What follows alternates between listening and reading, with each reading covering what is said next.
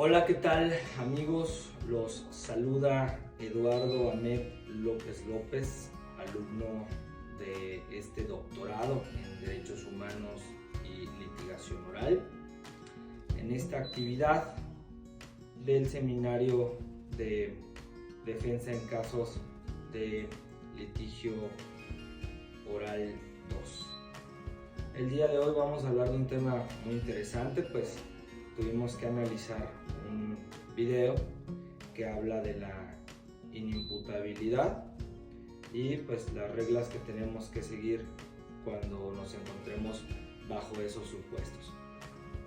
Primero, pues es muy importante conocer qué es la inimputabilidad, y esto es una condición que va a determinar un psiquiatra ya haciendo algunas pruebas.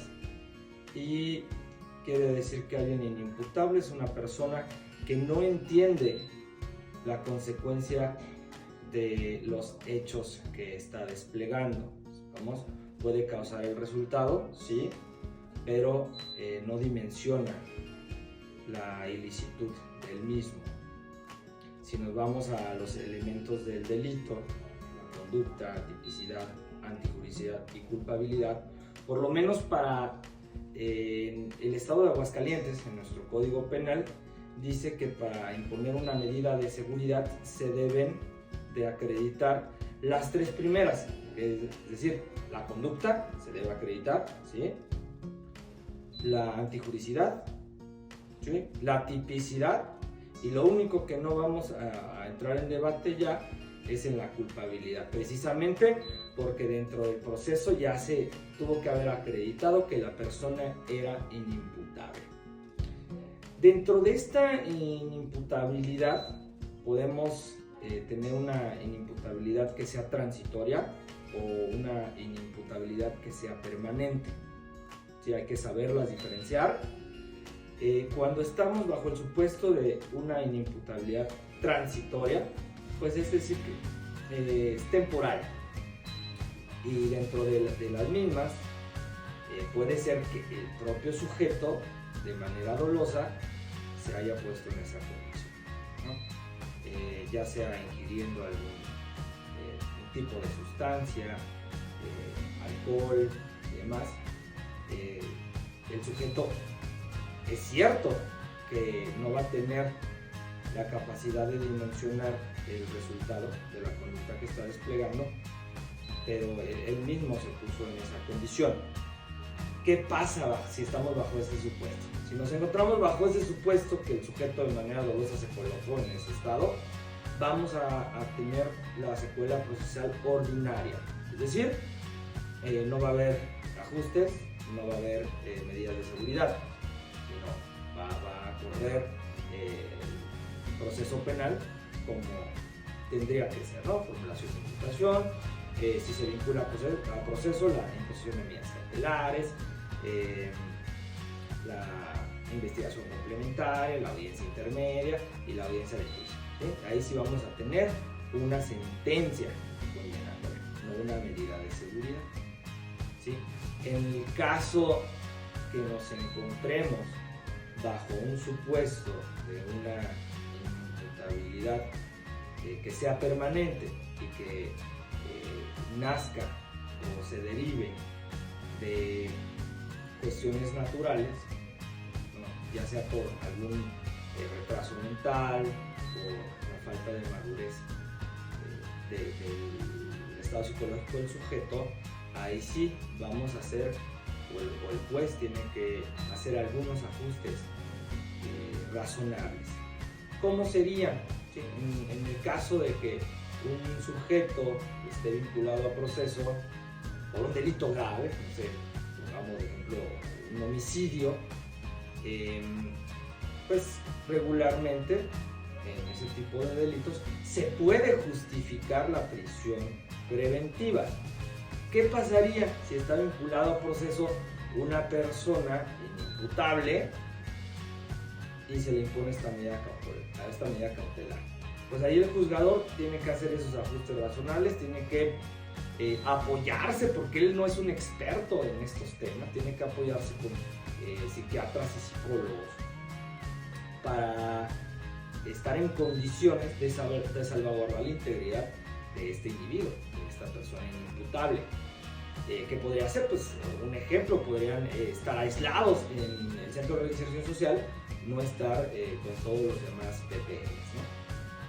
Y continuaría el juicio de manera ordinaria, pero en lugar de que se dicte una sentencia condenatoria, absolutoria, se van a dictar medidas de seguridad. Es muy interesante el tema porque la medida de seguridad que se le imponga nunca en ningún caso va a poder ser mayor a la pena que pudiera recibir por el delito. O sea, si estamos hablando de un homicidio en el Código Penal para el Estado de Aguascalientes, pues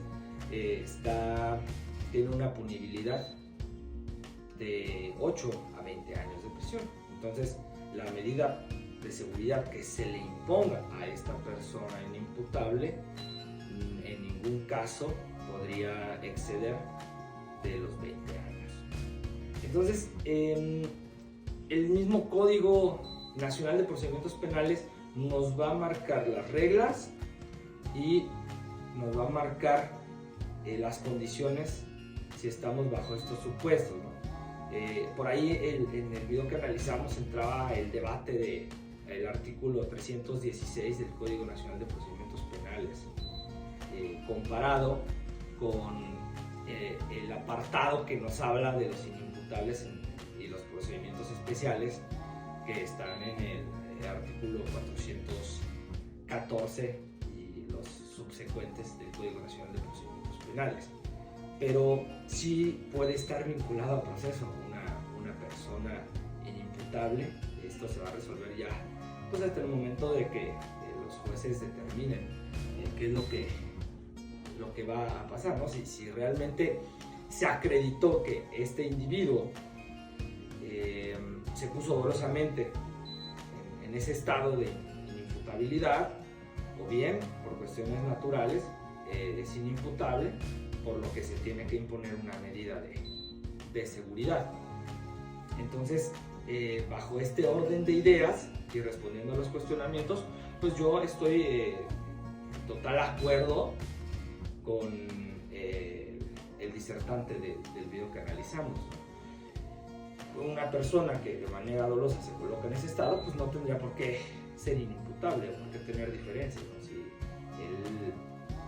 sabe los riesgos, en el momento que tú consumes alguna sustancia en donde no estés con tus sentidos bien establecidos o psicológicamente estable y cometes algún delito, no tienes por qué ser inimputable o tener medidas de seguridad o ajustes razonables. Cuestión distinta es cuando tú naces con esquizofrenia, con alguna patología que no te permita dimensionar el resultado de la conducta que estás desplegando, pues ahí sí se tienen que hacer los ajustes razonables y las medidas de seguridad para proteger a las personas, tanto como a las personas con las que pudiera convivir el sujeto activo como al propio sujeto activo, ¿no? Sería buscar ya de manera colegiada una estrategia para que ese individuo, si es que se pudiera, de acuerdo con su psicopatología, pudiera reinsertarse en la sociedad.